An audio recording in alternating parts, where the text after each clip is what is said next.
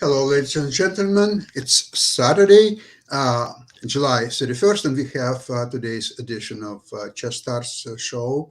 And I would like to introduce our guests.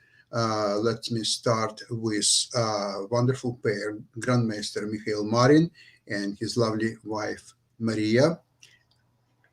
Hello. Hello, Sasha. Hello, everybody. Nice to be here with you again. Yes, I also would like to introduce Professor Ken Regan. Hello, thank you very much for having me on again. Great to have you. And I would like to introduce also FIDE Master Jim Ide of the Ide Foundation. Hello, Jim. How are you today? I'm doing well. It's always a pleasure to see you, Sasha, and Thank you. everyone Likewise. else. Maria, we must start with you. You are the only one woman on the show. So we must start with you. Absolutely. Please show us your latest art, if you can. The Okay. Grandmaster steps away. Today is I'm preparing one funny painting with the horse. Oh, It just delivered the Whoa! nice. Sorry? So this is why he's so, Yeah, that's a very happy night giving a smothered maid, I guess. And another painting with Mhm. which one is so big, but I think with two parts. It was laughing at one of my moves. Just okay. Upside down chess. So A little bit, yes, thank you. Grandmaster.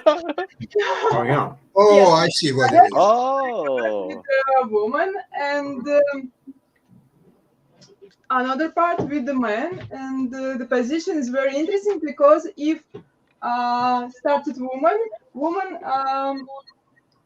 with Oh queen yeah. 7 checkmate, and if started man, we have a very long interesting variation with the draw, only draw. actually this was a real game. Yes, it's a Okay. very beautiful game. And it was black to move and to save the game. Mm. So your art is definitely for people who know a thing or two about chess. It's not just a simple combination of colors and Oh, I think anyone could appreciate the art. Yeah. yeah, no, that's great. So we are Maybe talking about now live chess is coming back, and it seems to me on all levels, starting from candidate tournaments and the World Cup now, and there are a lot of tournaments in US. Just completed the seniors championship and girls and juniors tournaments, and there are some issues becoming quite interesting. And Ken, maybe you can address them because there is a rating disparity between what's happened before pandemic and now.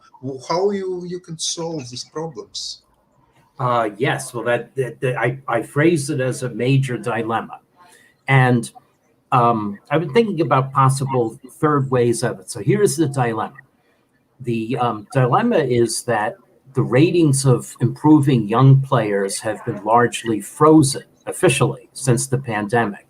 But I can tell while monitoring their tournaments that their minds really have improved and explosively. You know, my formula is now saying 200, 300, even 400 kilo higher.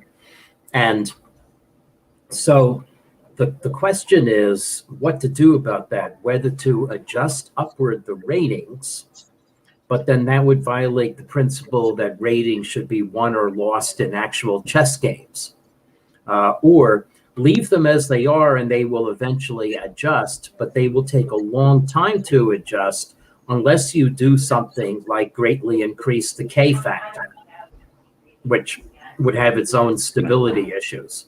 Right.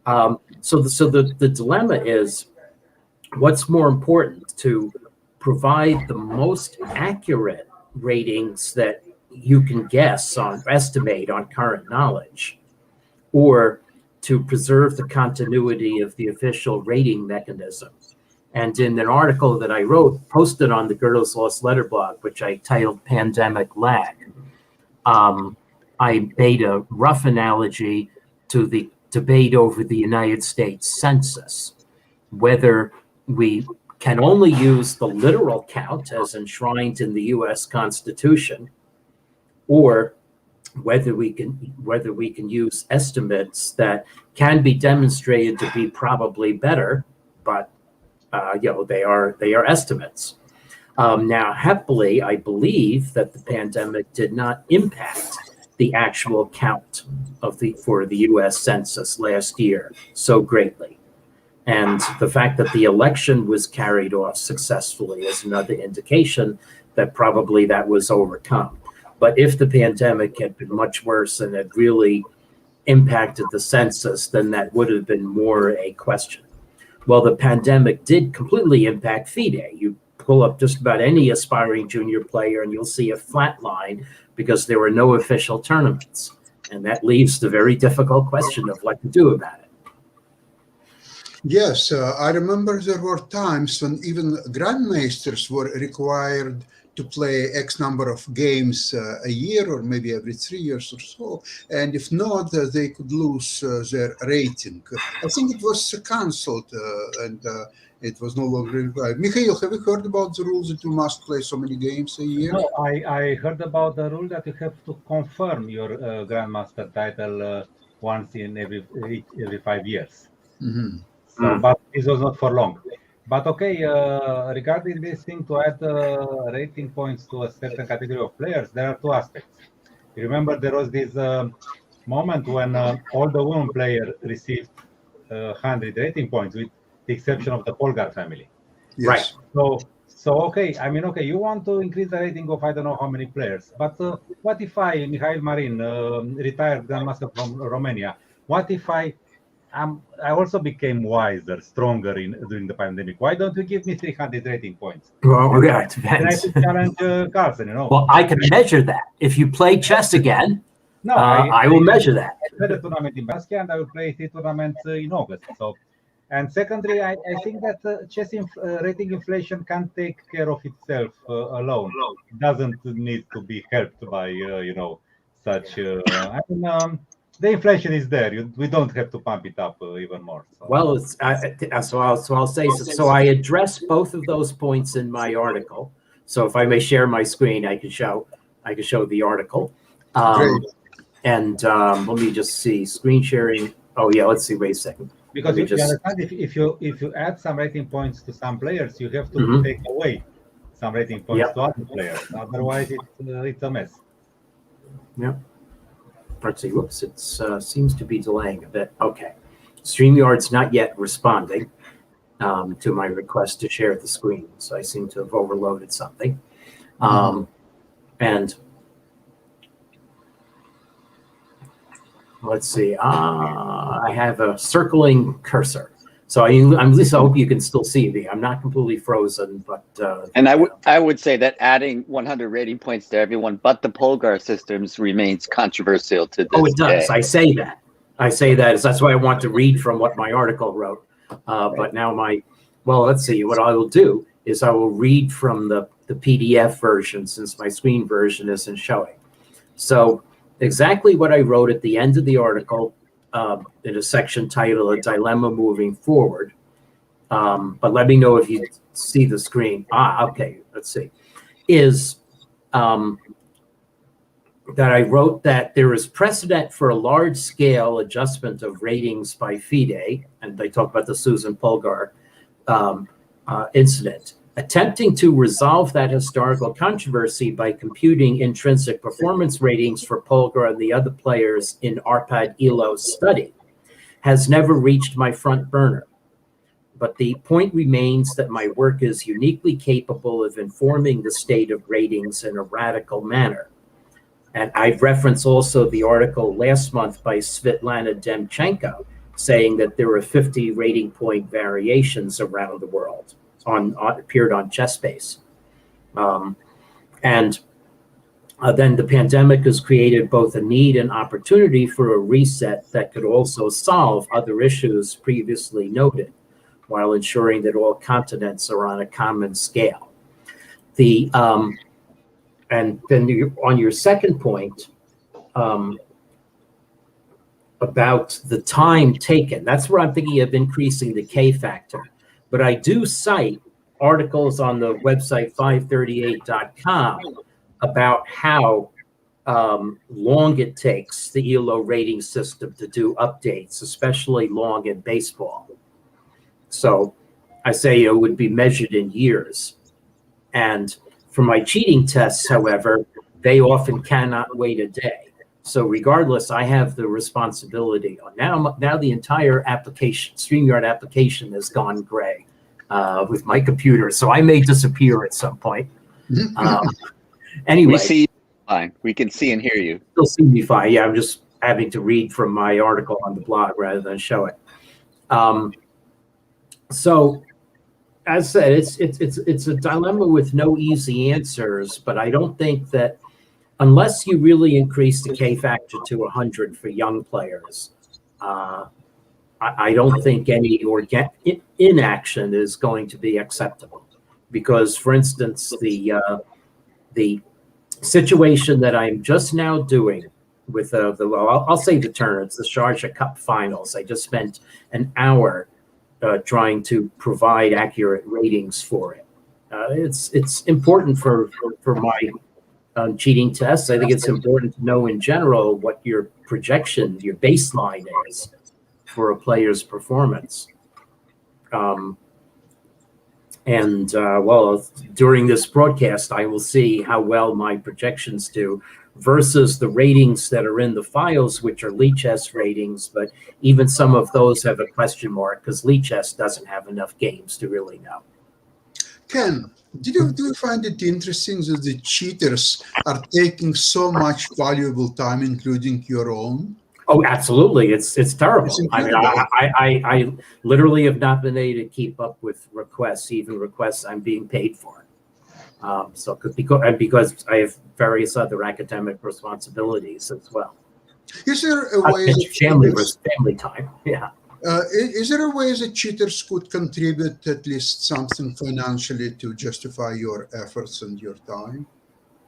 Yeah, that's I'm not about to go there. I do know that some of the cases have involved legal actions in the local countries. Mm-hmm. And Europe tends to have the rule that the loser pays fees. So who knows?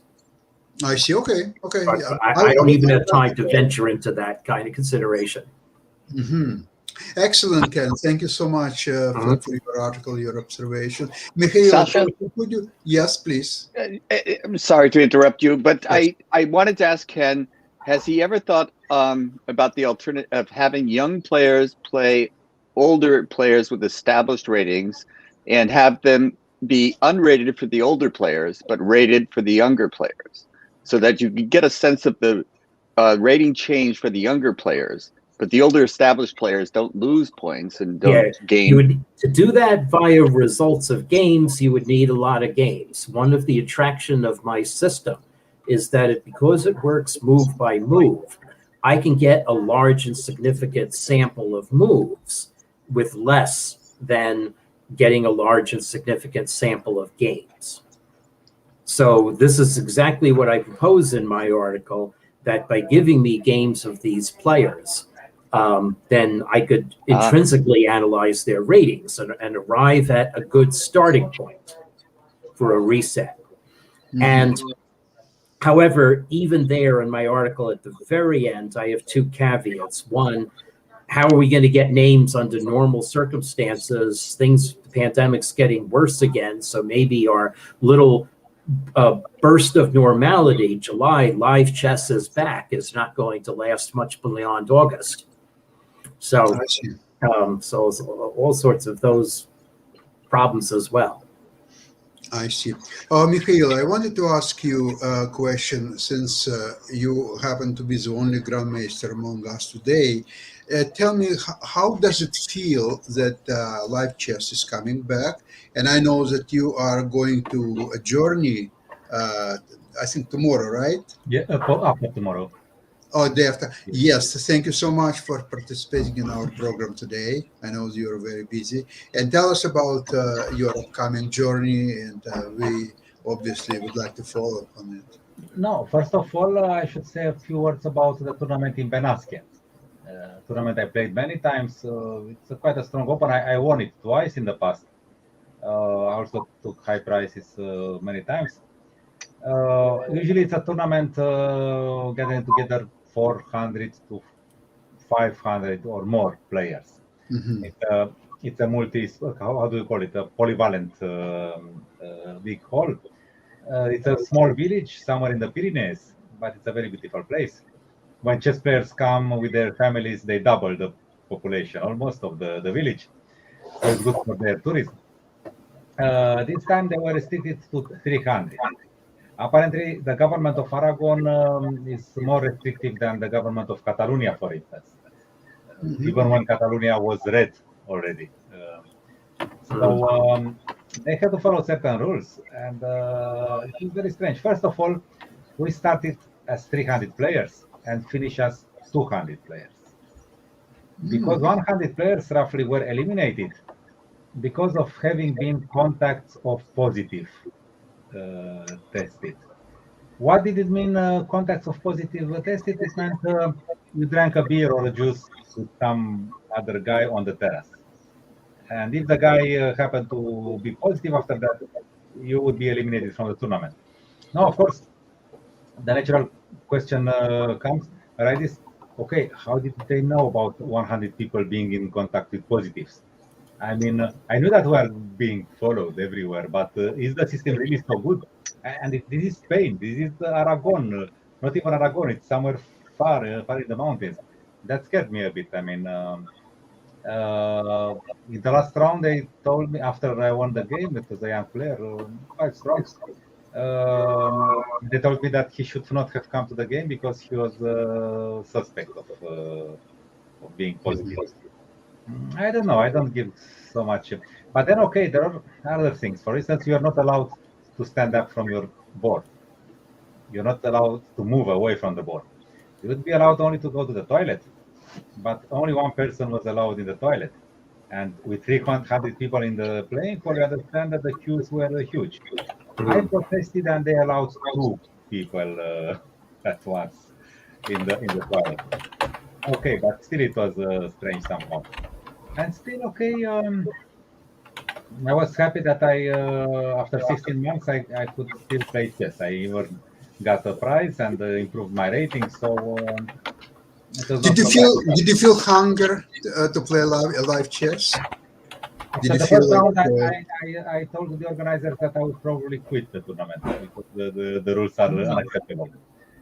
But then I said I took just one buy with zero out of 10 rounds. And then it started coming. Of course, it was awful to play in the mask, not to move away, not to. I don't even say about smoking. Actually, not smoking was not a problem. I understand. I was sitting there for 3 4 hours, and I didn't mind the fact that I could not smoke.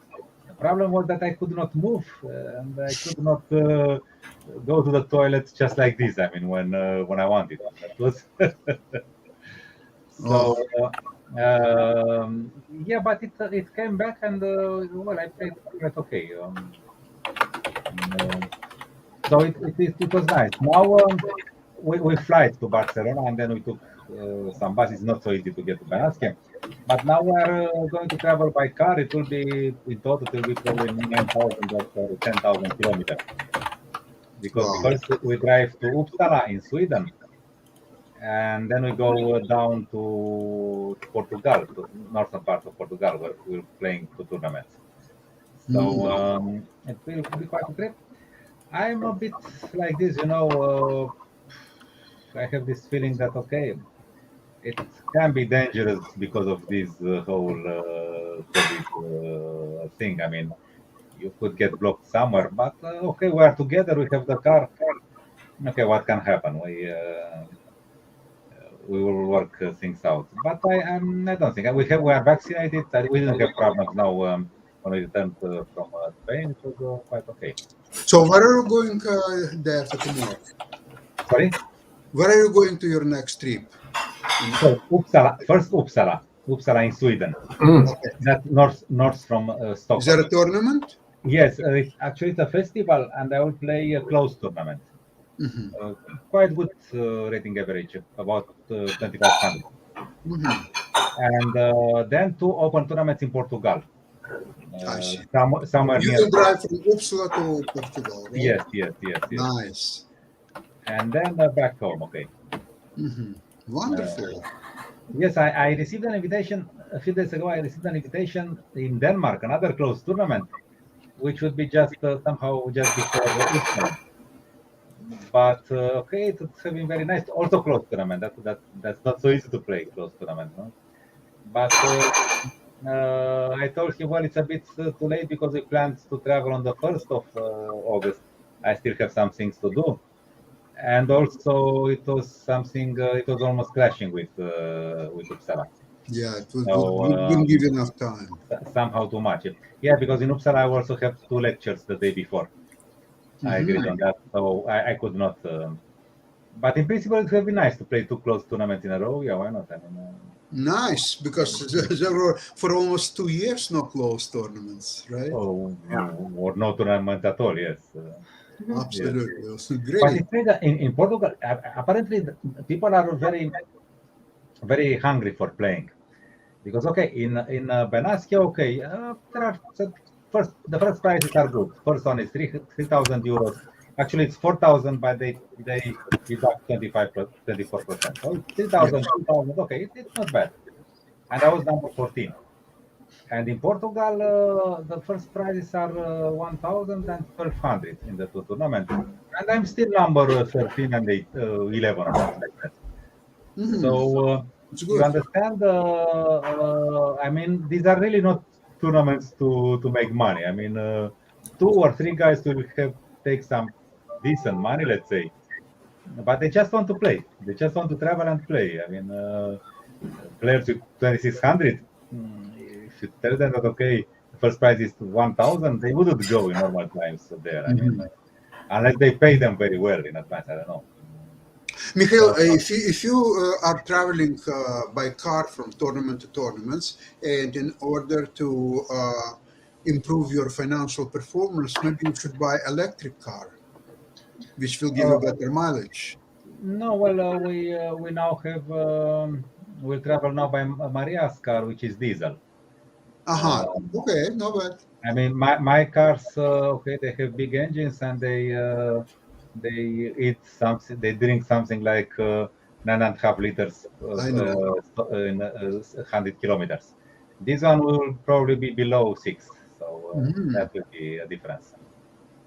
So Maria would allow you to use her car. Yes, and Great. she, since it's automatic, she can also drive it. Excellent. Okay, so Yes. you're all set to Yeah. go. Okay. Our last long trip was of about almost 14,000 kilometers Mhm. before the pandemic. And Really. yes. This was one of my bigger cars, which eats quite a lot. But it was fun. It was fun. Yes. Well, Sasha, I can tell you, in the United States, we had one of our biggest tournaments is the National Open, and that Completely normal. the attendance was very good, and it seemed to go off without a hitch. And now what's coming up right ahead of us is the U.S. Open, the big national championship, and so I'll be able to give you a report on how that went off. But I expect that the attendance will be very good, because people are dying to play again. Yeah, I hope not. I'm going to drop out. I'm going to drop out and come back because my window's still frozen. So I'm going to drop out and be back in a minute. After Okay, I restart Jim, Chrome. but don't tell me, please, that there will be a tournament where we'll start with 1,000 players and we'll end up with only 600 players. Yes, Okay.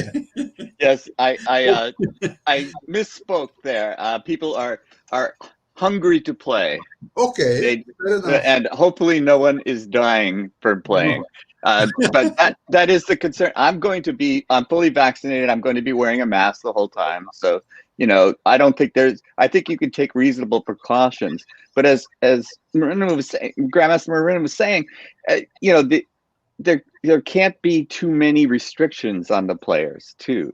Like lining up, there's going to be over 1,000 players. You can't have them lining up in the hallway to be able to go to the toilet. It would be ridiculous. So, we have to have some common sense, but also taking prudent steps to keep everyone safe, such as wearing masks. But if I couldn't get up when I was playing chess, I couldn't play chess. I was a nervous chess player. I had to walk around. So, if you told me I had to sit still for 4 hours, I don't know if I could pull it off. I see. By the way, do you know how I used to train for the games in Benaskia? Shortly before the tournament, Ilan Rubin, you may know him. He has a publishing house, Erkan Rubin. He's British, but he lives in Russia for 25 years already. And he's going to publish a book. Okay, there was this player, Pyotr Nikolaevich Izmailov, who at the age of, he was the first master of Siberia. He had 2-0 against Botvinnik. And at the age of 30, they decided that he was the enemy of the people, and they arrested him and executed him, just like this. So his son, who is quite old now, 85 or something, he published already a booklet, but now he wants a bigger project. And there are 25 available games of Izmailov. Not the database has only few, 9, I believe. But they took everything from the magazines and the papers they found. And I was supposed to comment these games. Most of them he lost, because they explained me when Ismailov won many tournaments with 8 out of 9 or something like that. But if he lost one game out of 9, they would publish that one, because that would be the sensation. Yes.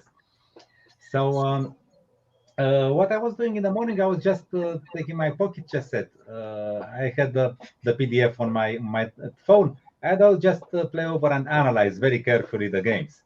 In the evening, I would show this to Maria, to Dieter Nisipanu, who was also playing that he won the tournament, and to another friend, woman grandmaster.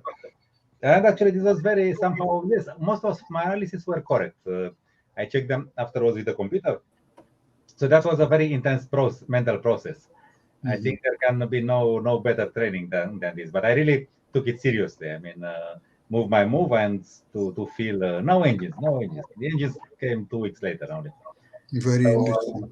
Yeah, that was quite. And there were some fantastic games actually. There are mistakes, of course, but the games also had something very modern, not only from the opening point of view, but also from the concept and. Some of them less, but many of them yes. Very interesting. I'm not that familiar with this Ismail and his story. Not at all. Actually, the story starts. His father was Nikolai Petrovich. His grandfather was Pyotr Nikolaevich, and his son is again Nikolai Petrovich. So they're going like this, So the family tradition just never disappeared. So his son. They organized the Izmailov Memorial somewhere in Russia 20 years ago. And some arbiter told to Nikolai Petrovich that he heard some young players asking, who the hell is Izmailov? They were playing in the memorial, but they didn't have any idea who was Izmailov. And then he decided to publish the truth about his father. And he published a book, and now it to be expanded, and they found some more materials. But they also wanted the games to be annotated. 6 of them were annotated a long time ago. But of course, I added a lot even to those. And I hope. It's an interesting project. I hope that the book will come out nicely. Today, I found. I'm about to finish my comments, but I was going to annotate his loss against Kasparian, the composer. But he was also a strong player. He won 10 times the Armenian championship, twice on par with Petrosian. So And I found this game annotated in Kasparian's collection of studies and games. So yes, I will add also these comments to the original to my comments. Since six games were already annotated, and hopefully they're good games, so the easier way to popularize him would be, remember this my 60 memorable games by Mhm. Fisher. Yes. So here it would be my six memorable games. Yeah. We just include six best games. Yes, That yes. would be good enough, probably. No, but okay, even in the last games, he always showed something, almost always showed something. For instance, there is a game against Khan. They played the Bogolubov defense. I mean, Ismailov was white. And okay, they already gave the game a very modern shape. I mean, he went G3, Black went Queen E7, you know. He blocked with this D65, D5, okay. And Ismailov outplayed him. He was better. And then Khan tried to free his position by tactical means, and it was wrong. And Ismailov entered the line, but then he should have found some moves, and he didn't, and eventually lost.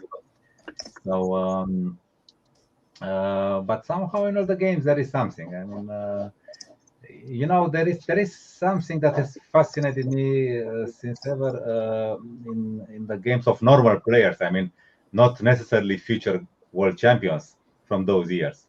I mean, there is first of all this. They're already playing, you know. I mean, there was this optimism so typical for the Russian people, you know. I mean, we just play. We're better. No, I'm better. No, doesn't matter. We play. We're both better. And they would enter all the principle. Oh, by the way, there is a story. Grishuk told a friend of mine. He was analyzing with Karpov some years ago, and Karpov's position was bad. And Grishuk asked him, Anatoly Evgenievich, why do we still analyze? Karpov continued analyzing. After 5 minutes again, the same question. And Karpov answered, look, I may be worse now, but in 10 minutes I will be better. So, and actually this was typical for Karpov when he was an active player. By the way, it was always his goal not just win a game, but also to overpower his opponent during analysis of the game, even if Yes, the yes, game yes. ended in a draw, Yes. or even he would still analyze in every line. He would seek to get an advantage and to prove that he is just a better player. And Kasparov was advised during his very first match against Karpov, do not analyze any position with him. Just don't. You finish the game, just walk away. And I Don't think look. when Kasparov started to practice that, I think he was kind of get rid of that spell of Karpov's where he would be perceived as superior in almost any position. Don't look into the snake's eyes. Yes, something like that. Yeah. Snakes, yeah. Well, one of the things I admired so much about Karpov is, when I was studying the isolated pawn structure, I would go over Karpov's game, and it didn't matter if he had the isolated pawn or was playing against it; he always won. Yes. So he knew both the sides, whether playing with it or against it. So he's Right. a very, very instructive player, but I can imagine very intimidating as well. But I analyzed. I wrote some electronic book on Karpov, and of course I knew him rather well. But okay, when writing this, I looked at his game in more detail. And for Karpov, the usual pattern was that strategy and tactics they go hand in hand together very well. I mean, he would give variations only in 2 or 3 moments of the game. He would have a plan, and then once or twice tactics would just help him to maintain the control. And then after he got an advantage, tactics could also crown his strategy. So there was a mutual connection between strategy and tactics. But the point is that, okay, this was his philosophy. But if you analyze very carefully, you find many places when he makes actually mistakes or he bluffs. I mean, he has the idea, but it's not so sound concretely. First, I thought that he was probably tricky not mentioning that, but probably he was simply optimistic. I mean, okay, I'm Karpov. I will, okay, come and sit and play with me if you want to prove something. I mean, he was a player. He was a player, but from this point of view, he was imperfect. I mean, from purely scientific point of view, and there was actually a prototype. Maybe they tried to make a stronger player than the prototype. The prototype was Muskov. In Smusov's games, first of all, he has a collection of 325 games, and none of them is uninteresting, And he has the same philosophy. This connection between tactics and strategy, and his comments are correct. He may have some minor flaws, but it's something that doesn't change. You understand things. Yes, timeless. Yes, but Muskov was probably not as strong as as a character, as a player, as the optimist. He would be just he was also a musician, so he was playing for because he liked it. But Karpov had this killer instinct, and this is probably why. No, he also had other things which Muskov didn't have. But I mean, if we talk about this scientific thing, then Muskov is probably the prototype. Almost the perfect player if we talk about the game as a whole. Well, Grandmaster Marin, I would like to tie the story that you told, which I knew nothing about, back into what Ken's working on, because you're talking about a person who became the enemy of his state and was taken away from the chess world, his games, his talent. But when the former Soviet Union broke up, there was a flood of talent that was really underrated that came out into the West, and suddenly their ratings, they became grandmasters and their ratings went up. So Ken, have you ever analyzed how long did it take for their ratings to really reflect their true playing strength? But ratings came out in that kind of differential test I've not done, and it would take a lot of effort to measure that. I've only done tests where I have just taking games of a single player from a set interval and not looked at how they change. For instance, Paul Morphy, I first estimated at around 2350. Now I've upped that to about 2420 with my more refined model. And I also did that for the famous artist Marcel Duchamp, because there are about 30 of his games or so, maybe 60. Which are for when he played for the French team in Olympiads and some other tournaments. And let's see, I just have to get to my blog, but I think I came up with news that he was not quite really a master player. I actually have to go to, I can't use Google for this. I actually go through the blog and see what I wrote. So if I were given more than 6 games by this historical player, then I would have a chance of answering your question. For from 6 games, I'm not going to. No, there are 24 games available. Okay. So that's fine. Yeah, Duchamp, I got 1915 as his intrinsic rating, plus or minus 145. So, I mean, he may have reached the 2000, 2100 range, but definitely not a master. So, I do actually say how his rating was drifting, that I noticed some improvement, but not much over 2000 in the article. I won't share the screen. I won't try that again. But you could find the article on the Girls Lost Letter blog under the title "A Coupe of Duchamp." That's COUPE. And the current article you could find by searching the title "Pandemic Lag," in quotes. We modern people, when we talk about the classics, we have a double shield. First of all, we have the computer, and secondly, we live in different spaces. So it's easy to say that, okay, Morphy had the strength of a FIDE master today. Okay, it's very easy. It would be interesting to see him resurrecting and coming to play nowadays. I mean, I think it's very artificial. You cannot really lower Morphy to that level. I mean, Bobby Fischer, who was very critical. He really checked things. He analyzed things. He once said that there is not much new since Morphy. He appreciated Morphy a lot, and Fischer knew what he was saying. Fischer was very strong, and he would not just look at the game like this. No, no, he would find the mistakes. He would. But okay, for us, it's much more comfortable. I mean, okay, we can say, well, Fischer, okay, Morphy was just a player, okay.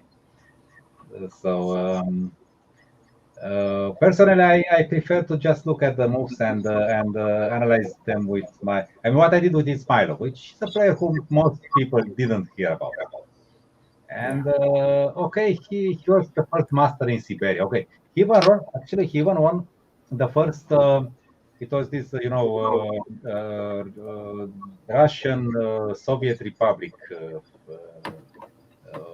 Yes, I mean it was Russia. I mean in the Soviet Union, so that was not little. It was Russia inside itself, right? Yes, yes, yes. Yes. I mean, okay, an unknown player, but okay, there are many in those times, and they had their strengths, and they really life was like this. That's okay. What could you do to escape? You could just play chess, and if you play chess, then you have to do it properly. I mean, to give everything. Even Carlson, who is very skeptical about the former world champions, who said that he would beat Tal quite easily, when he received the book Dramas and Masterpieces, which is dealing with the championships between the wars, Soviet championships. Even he said that, okay, you can see that these guys knew what they were doing. They made mistakes, but there is something in these games. I mean, let's see, I'm more subjective, but Carlson, who is somehow very, he thinks that, okay, the players today, they are the strongest. But even he said about this book that yes, okay, that these are quite some games. So I think we should judge more humanly, but okay, that's difficult, of course. You have to sit by the board and analyze, and it takes time and nerves. I see. Okay, we were supposed to have one extra guest with us today, but he didn't show up, I think, because of technical issues. I'll find out more about it later. Who was that? Drummer Shira. Alexei Shira, yes. That's right, of course. Okay, yes. just if I can share my screen, I prepared one. I think it's probably not as well-known game, but quite interesting, And I wanted to share screen to show it to you. Now, where do I get that?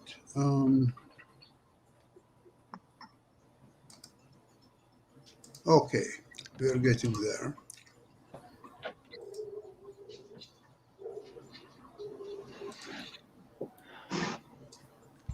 Okay, can you see now my board? Just starting. Yes, yes, I can. Yeah. Oh, okay. Hold on, something happened. Tell me it's Ismailov.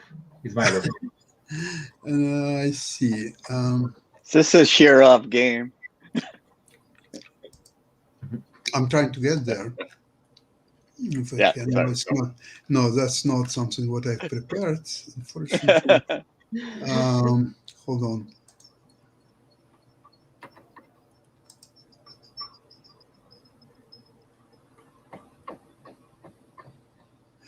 Okay, so how I go about that?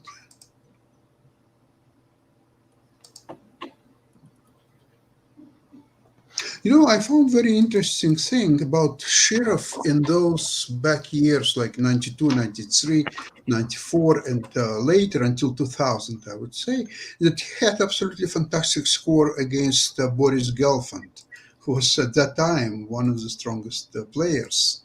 But for some reason, with both black and white, he had always fantastic results against him.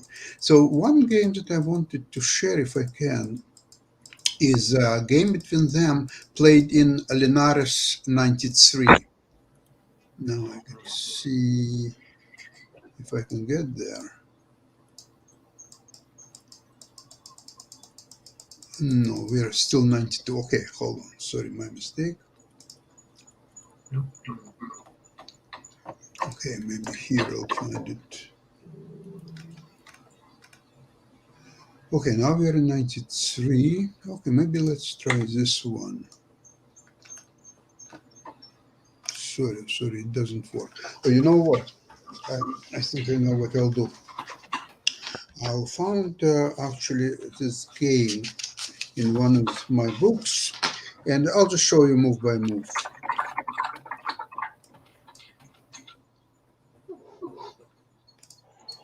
Okay, Sheriff had white. Sorry, Gelfand. He was white. It was played in Linares 93. So, Fantastic tournament. yeah, 93 and 94 was another Yes. one to be aware of. So, so far, quite usual opening. And Gelfand is playing G3. Okay, for some reason I'm not getting there. Oh, the D5 pawn hasn't quite landed. Yeah, he's on its way. He's passing through the COVID test. There it is. Oh, Okay, he decided to start a new. It's not just you, Ken. Yeah. Okay, we'll give it a try. Yeah. So yeah. So far, so good. Working out, it's fine for me. We're getting there. Mhm. And now This Gelfand is is playing B3. So he wants to play double Fancetta. And it's very interesting how Shirov reacts to that. He plays A5. Hmm. And on bishop B2, no, but bishop b2 is weak. Knight c3 is the move. knight C3 is probably better because now Shirov unleashed A4. And if d4, then knight Let's a4. move. I analyzed this some time ago. And on bishop G2, Shirov is playing H3. Yeah. So look at this position. White developed three pieces, black none. And he had made three moves with the pawn A. So supposedly, white must have a better position. But is it so? classical thinking. Yes. Bishop C3. And what do you think Shirov does? B5. This is amazing. Yeah, it's so funny to think that knight c3 was almost necessary there Mm-hmm. to prevent all of this. And now he plays C5. Now this move cannot be done. Let's put it back. G7 pawn. Yeah. Yeah, because G7 pawn. So what he played is knight F6. And now white plays B4. Before, yeah. I like white.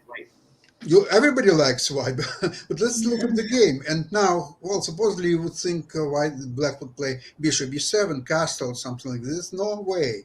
He goes knight E4. So he's playing basically with pawns and one piece. That's all. And he's moved that piece twice. And he moved it already twice. And it will take on so- So now, there's not many things white can do to continue his develop except just to play castle and wait what black. Bishop d4 was an option, no? Bishop Yeah, d4, it was- f6. d3. No, f6, d3, it's over. Mhm. Bishop d4. Probably, bishop and d4 looks somewhat misplaced, but maybe it No, was no, better but off. Rook F4. Rook a4, then Rook A4. d3. Oops. You're right. D3, maybe he wants rook b4, de, yes. Mhm. But then bishop c3. It's not finished yet. Yeah, it isn't clear. In any case, Gelfand is someone who knows a thing or two about position and openings. So interesting that in this position, after castle, Shirov takes, knight takes. No, this is already a very good position for black. That's obvious. But I mean, Yes. bishop The funny is b4. that the black is not developed at all, and yet he has apparently in this position, the best move was take it with a pawn, Right. and instead Gelfand is playing this move. But that's natural to do that. It's Yeah. natural, and after d4, knight e4, Still hasn't moved a piece. f5. Oh, yeah. Hmm. It's really funny position. Look, it's already 12 moves, and black has not even a single piece developed, and The it's one piece white. he did develop, he moved 3 times. Yeah. Yeah. And yet, it's white who is working so hard to equalize in this position. So knight goes to g5, bishop b7. Finally, he develops a piece, and on h4. Now he's playing bishop f6. Mm. It reminds that there is a very strong black-colored bishop, and white has no vis-a-vis. So white plays Gelfand queen b3, I would have played that earlier. Yeah. and Shirov is playing queen d5. He doesn't mind to exchange queens. Wow. And Gelfand, of course, avoids it by Yes, playing. because if queen d5, then c takes d5, and the knight comes to c6, and the pawn on b4 is in big danger. Yes. And It should be noted that black's undeveloped pieces are guarding important things, c6 and e6, so they are working fully. Yes. Yeah, and white developed pieces are funny because queen on b1 is a developed piece. No. There's a White's- The threat. poor rook on a1 is going wham, wham, wham. Yeah. Yeah. Now h6. He has to play knight h3, and now e5. And now, all of a sudden, white has so much ahead in development, but his development is quite dubious because Yes. his figures are under attack all the way.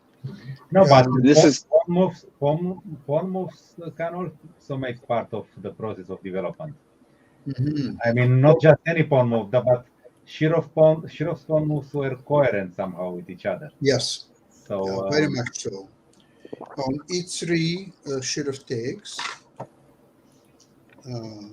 Gelfand takes. And now he plays Maria. I think you suggested rook a4 at some point. Thank you. Now it comes. Yeah. Time. And so Gelfand unleashes this move. Knight d4, queen is under attack. So he plays queen d7. And now knight c2, finally protecting b4. Shirov castles, e4, and he plays f4. And on queen b3, look at this. He's proposing to exchange queens, because queen is the only one more or less good figure that white has. So he offers to exchange it. Okay, so he takes. he must, yeah, this time. Yeah.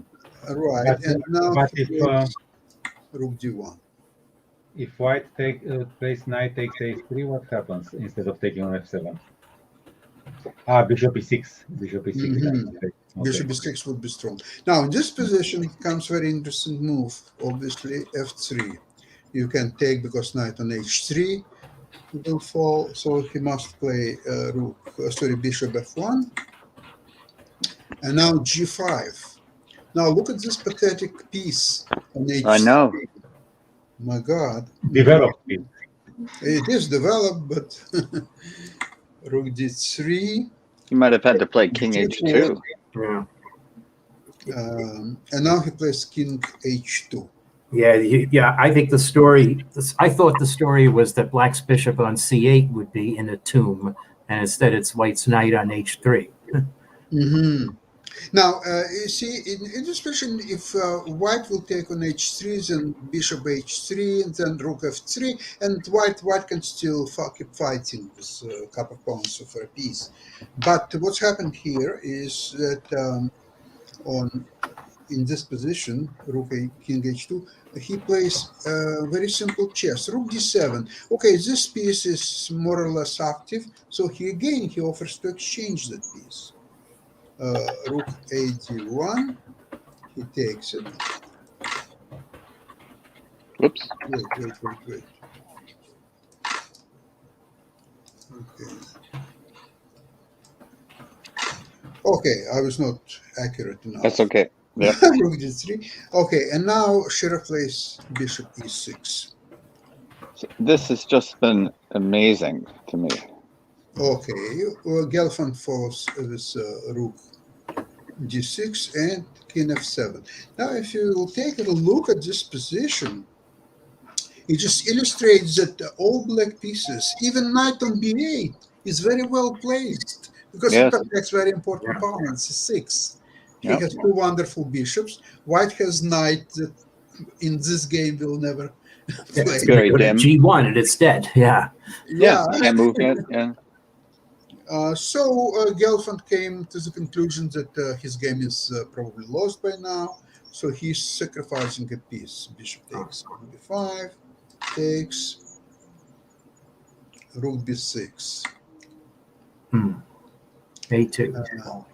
No, he's playing knight a6 actually. c6. But that part of the game maybe not so interesting because, of course, black wins quite easily.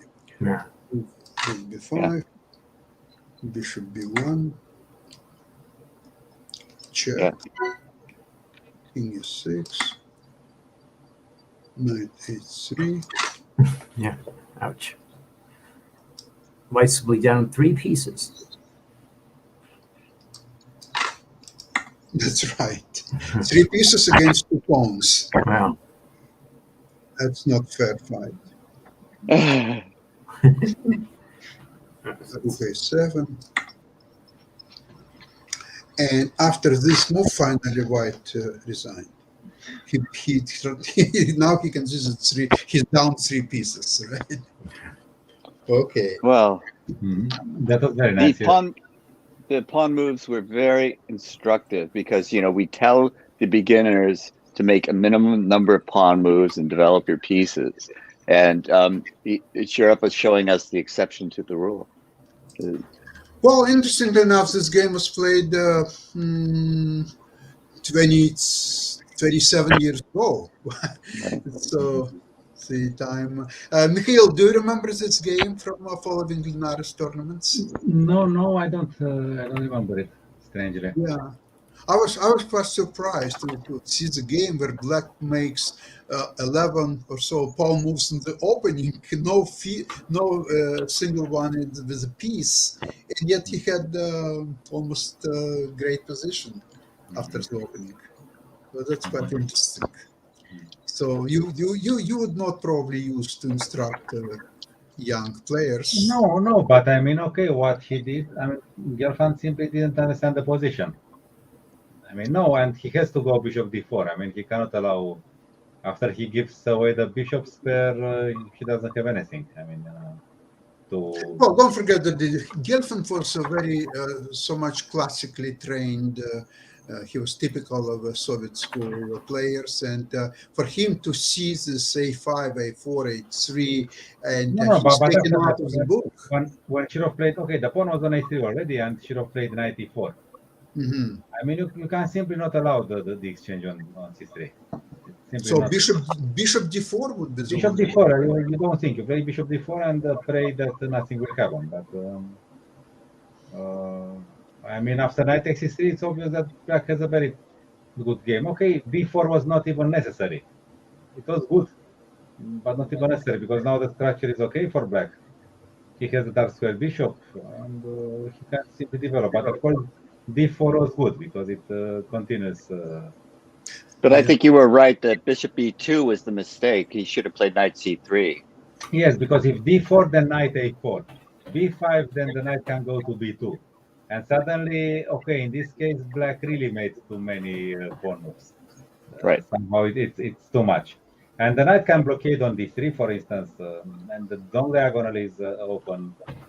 So, yeah, that's okay for white.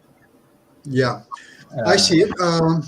It would be interesting if that game would be played in our contest in democratic chess. How many people would guess? Not me. a5, a4, a3 would be quite interesting to see. I would have had just the 5 crowns you give us every move. It would That's be quite interesting, frustrating. Sasha, that you bring up that Yeah. contest. That There are a few Ismailov games which would also fit into it. Yeah, Yeah. quite interesting. We'll wait Do to I see. have time to show quickly one of them? Yeah, sure. Go ahead. Okay. Okay. Uh, I have in mind. He played a match against Ufimtsev. Hmm. It was supposed to be played until 10 games, but at the score of 7-0 to Ismailov's favor, Ufimtsev called it. Okay, so I have to share screen, and now, okay, look, what happens here? Why doesn't That's not working. it Sasha, doesn't- remind me when later to ask you about predicting moves again after we've seen okay, like this. Grandmaster's games. Okay, do you see my board? No. Now we do. Yes. Yes. Okay, Right. okay. Okay, so he was black. Okay, they played this line. Okay, it's some sort of anti-martial.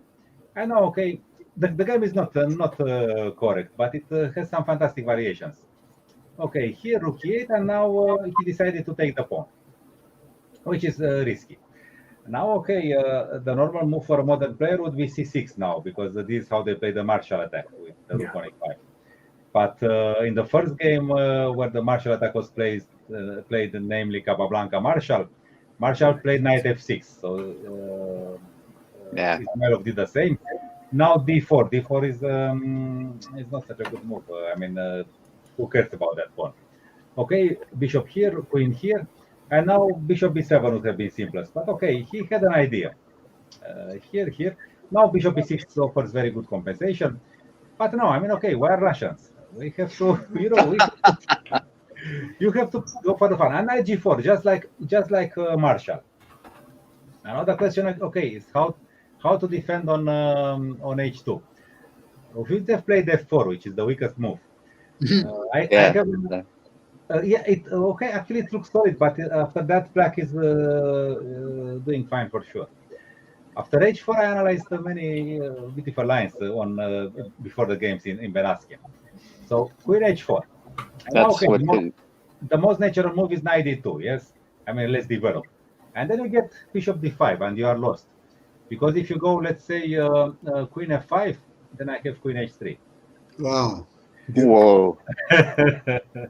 You understand what I was doing in the morning? Oh, yeah. That's right. That's right. Yep. The problem is that after h3, queen h4, there is queen e2. Queen e2. Now you have to do something here, bishop here. And now, okay, first I analyze this, which seems to be okay. This.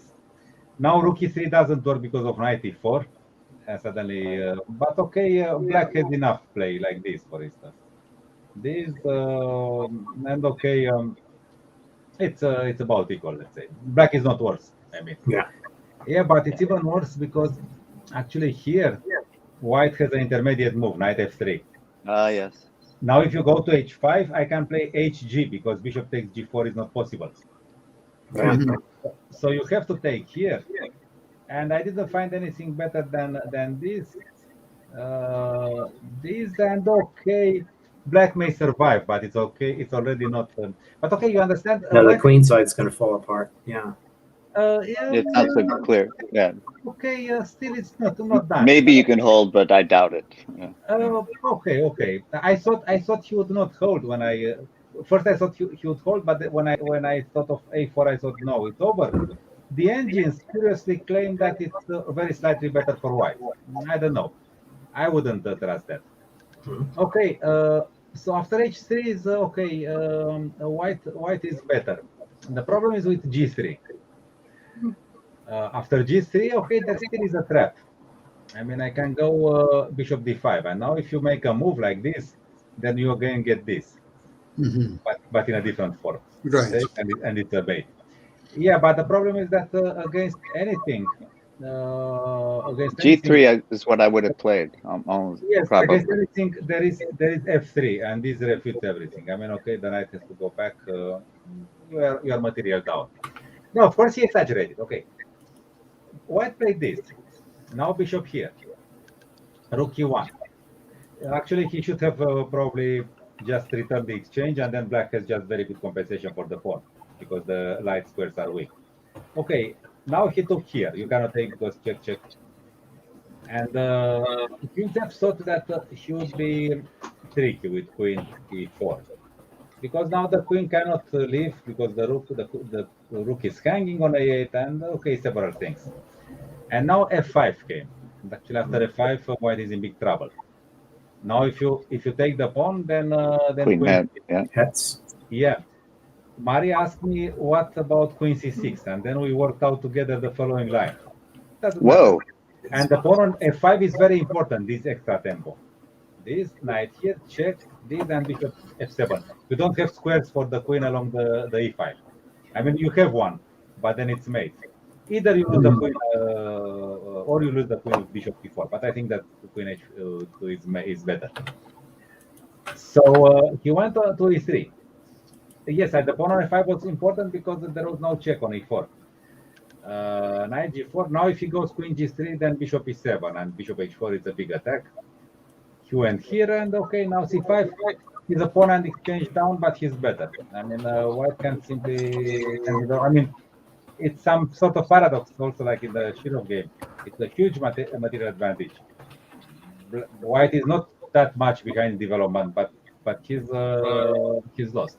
No, for instance, if so, then takes bishop here, queen here, rook e8. I mean, what is white doing? d4 is hanging, and yeah, okay. In the game, he defended actually weakly. It was like that. Now he played. No, he's lost. But now he played 92 queen here, and he resigned. That was just when he was about to develop. Yes, somehow I like this game very much because okay, I know this is how these guys were made. You know, I mean, what do you mean compensation for the pawn? What do you mean here, bishop b7? I mean, okay, this is just very good play for black. For the pawn, I mean, in the marshal, this is what you get.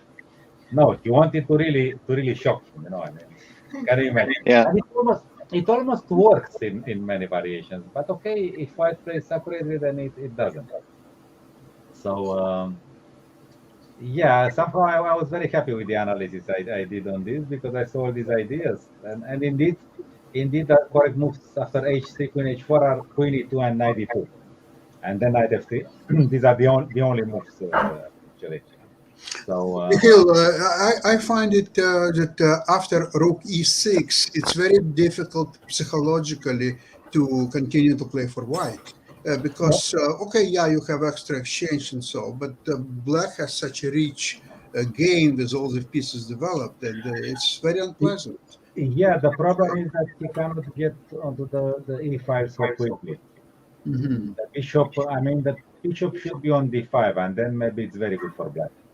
But it's a tempo still, you know, you don't get Right. that. But anyway, Mikhail, thank you so much to show us these variations. Let me stop the share, yeah? Okay. Yeah. Well, Sasha, this is Yes. getting me back to my question. Is about predicting moves. You know, so tell me what's going on with your contests where people are allowed to predict the moves of players like Grandmaster Marin. And is there anything new to report? Because you talked to me about it when you were on my show, and I was very excited about the developments. Is there anything else you can tell me? Sure. And last week, actually, we had a very interesting discussion with you and Professor Ken Regan. Yeah. And it's not just what you mentioned to allow people to predict the move. That's all what they have to do to predict the moves in order to That's correct. fruitfully participate in the contest. So basically, the concept is now developing, first of all, the technical part. And the decisions will have to be made, and it will be finally decided next week whether to develop a full-fledged chess site with many options that other sites already have anyway, or concentrate just on the contest and this option, and essentially to prepare everything ready for the World Championship for move predictors. And we are leaning toward the second option, and I think the final decision will be made during next week. And next Saturday, I will be happy to announce the result. Oh, next Saturday. Yeah, Okay. next Saturday. And so, unfortunately, our time is up. So I Okay. hope I'll see you next Saturday. Exception, Mikhail, I will not. probably you will be away, right? I'll And be Ken, away you're for the next also- 3 weeks. Yeah. You're traveling. Yeah. Okay. Okay. And I'll so- be at the U.S. Open, so Okay, Yeah. okay. We'll try to handle it the best possible way. All the You'll do best to fine. all of you in your travels and tournaments. And hopefully we'll see you in next 2, 3, 4 weeks. Okay? Bye. All the always a best. pleasure. My Yeah, always a pleasure. pleasure. Yeah, thank you. Yeah. All the Bye. best. Okay, good luck Bye-bye. with the decisions. Yeah, you can send me email about them too. Okay. Bye-bye. Yes. Yeah. I'm dying to know. Mhm. Okay. Okay. Thank you very much. Bye-bye. Bye bye. Bye.